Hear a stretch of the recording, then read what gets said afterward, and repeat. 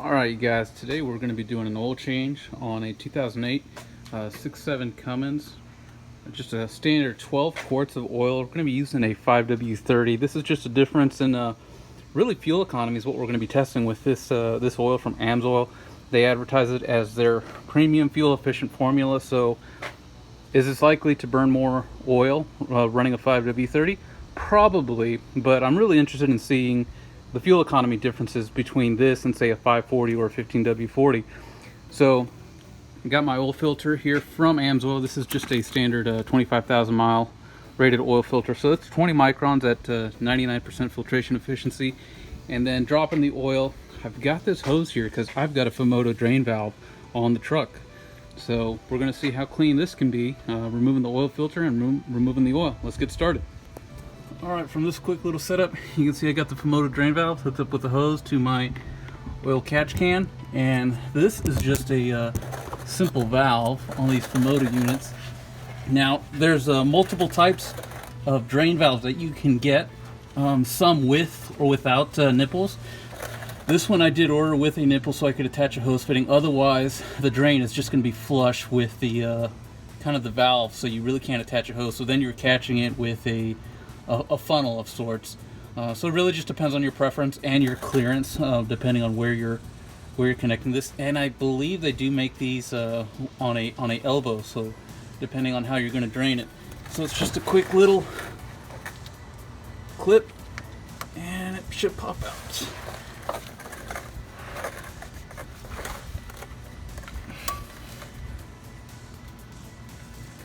And there you go. So we're going to let all the 12 quarts of that drain. Now, the one thing to keep in mind is that because you're draining through this method, it is slower versus just taking the whole plug out.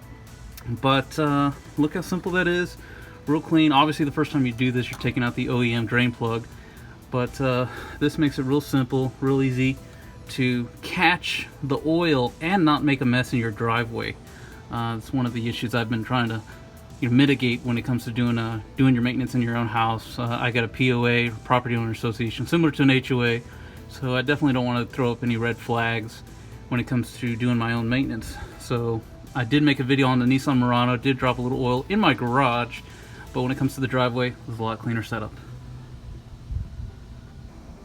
So for removing the oil filter, there's a few ways, and So for removing the oil filter, you can either go directly underneath the vehicle, or you can get on the passenger side, remove the inner fender well, and get down into the wheel well. You can kind of see the oil filter there in the back. My oil filter is black, so it actually makes it a little hard in this shot. But I find it easier just to remove the entire inner fender well and get that oil filter out with a filter wrench.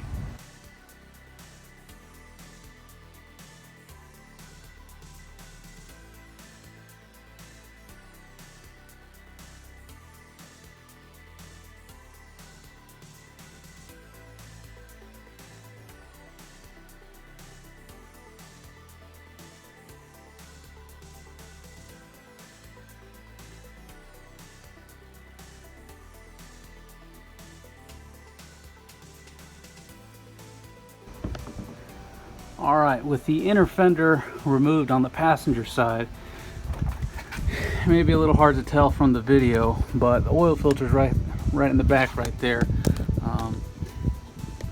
You can kind of see the gloss. So we're going to go ahead and remove that with an oil filter wrench.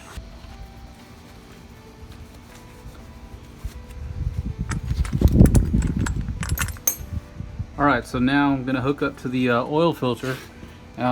Using a torque wrench, since it's the best thing I've got with the length, and I'm just going to go ahead and remove that oil filter on here.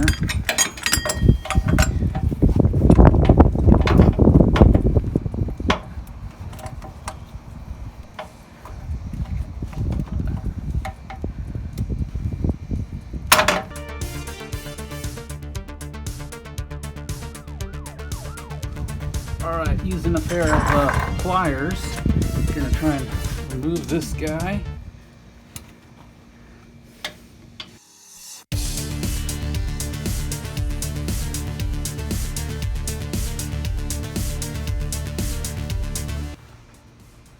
All right, you guys, I'm going to admit that oil filter was difficult for me to remove.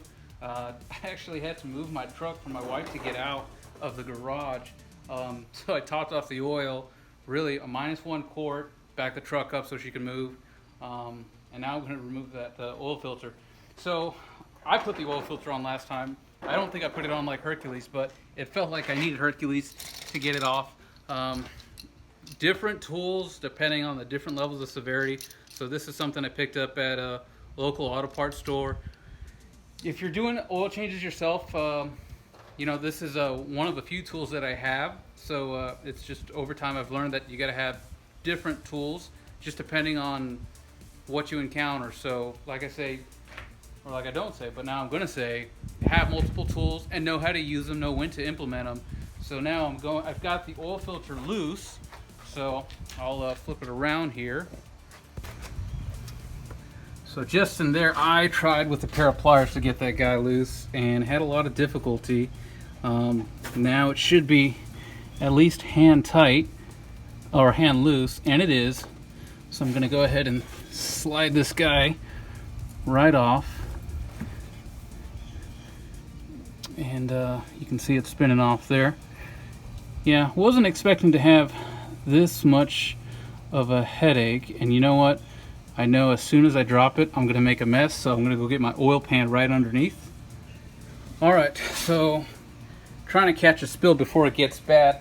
Got the oil catch pan down there, catching a little bit of oil as this thing starts breaking free. There's some other devices to cap the oil filter, and you know what? I need to get them. That way, when I'm maneuvering it out, I do have my own method of getting this up without trying to make a massive spill.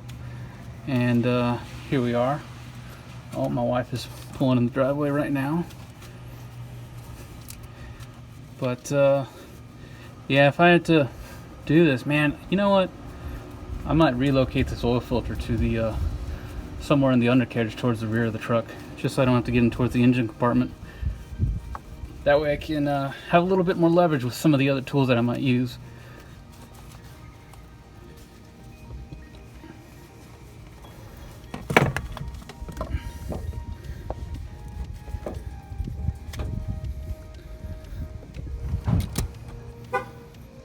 Well, the reality is I dropped the oil filter. Definitely need some handy tools to catch it next time around. Had a little bit of a spill. Most of it landed in the oil pan or the oil catch basin, and it's draining into there. So now, going to install the new oil filter. All right, so you can kind of see the mess I left up there, coming all down the engine. But what I'm going to do is fill the oil filter, lubricate the gasket, and gently put it up there by hand and start getting it tight. Alright, so what I'm going to do is first get this gasket filled up with or lubricated with a little bit of oil, just using my fingertip here. Just get that lubricated so it's a little bit easier, and that way the gasket doesn't stick next time I'm trying to remove the oil filter. In fact, you know what, one of the good things to do is to check your old oil filter. Damn, where did I put it? Well, I guess I may have to edit that out because I forgot where I put my oil filter. Actually, I do remember. It's on the truck. Or down below. But one thing to do to check on the oil filter that you did remove is to make sure the gasket came off and it's not stuck to the vehicle. That could give you a litany of problems as you're going around to install this next one. So always do that quick little sanity check. Make sure the gasket came off the old filter and that it's not in there. So it's gonna be a little hard doing this one-handed, so I'm gonna have to post the camera. All right, so we've let all the oil drain out of the truck. So now what I'm gonna do is go ahead, close up the oil drain, and then disconnect the hose. So just the benefits of having this Fumoto setup. The valve's closed, and I know I'm gonna make a mess here. Try and catch it as best as I can. There you go, that's my mess. All right, next thing is removing the oil filter and then topping off the engine. So what I'm going to do is just go ahead and fill this guy with a little bit of oil, just so I got some in there when I start the engine. And just for a little YouTube reference, I am using the Gorilla Pro multi-mount. First time using it, filming any video. Actually, I've got the camera mounted on the tow recovery hooks of the truck, just to hold the camera steady. So a quick look inside the oil filter there. Got it going.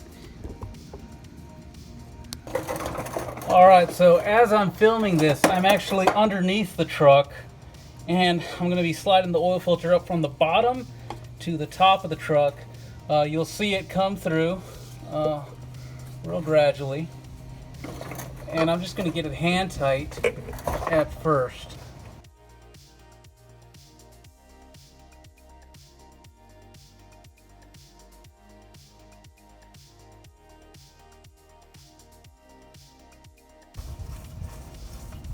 Alright, now I got it on the threads, and I'm just hand tightening it.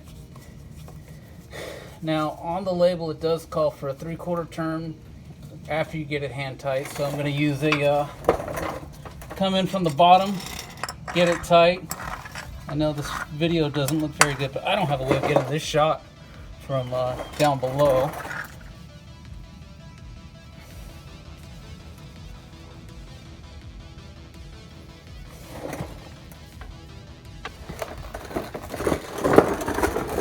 Alright, so it took a little effort, more than I was expecting today, using the socket there. Got the, let me get this out of the way.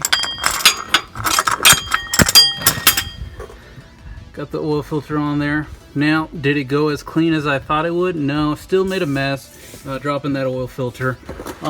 Little lesson then learned there. No mess on coming out of the oil pan, thanks to the Fumoto drain valve. Got to put my my lock on there. All right, now I'll go ahead and just drop in 12 quarts. That is the standard fill for the 6.7 Cummins. And since Amsoil outfits 12 quart bottles in, or 12 quarts for a Cummins in 12 quarts, that's their default case size. It's going to take a while loading this all up. But that is some clean motor oil putting in. So like I said, this is 5W30.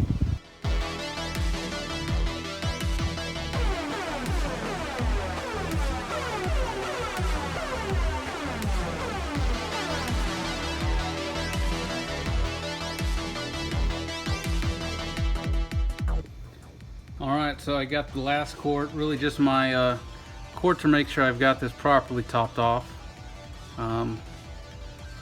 And should be good. Alright, well, that concludes the oil change. Let's go ahead and close this up. And I know you guys might be interested what the oil pressure performance looks like just upon startup. So, check it out.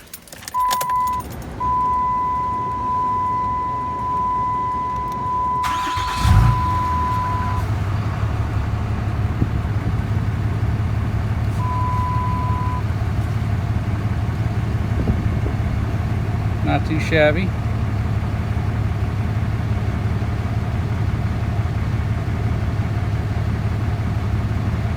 Now, this is summertime. It's late August in Houston, Texas. So the curious part is, how would this perform for somebody in, I don't know, February up in the northern latitudes? You're up in Canada, North Dakota. How well will this start up compared to, say, a 15W40 or 5W40?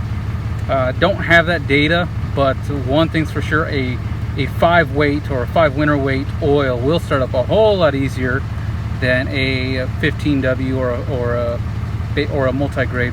So being closer to the 5W30 is going to give you better cold weather cranking performance. There's also 0W40s. You can go that route if you want to, but this is definitely good. Enjoying what I'm seeing here. All right, you guys, Diesel Oil Guy, thanks for watching and subscribe. Thanks.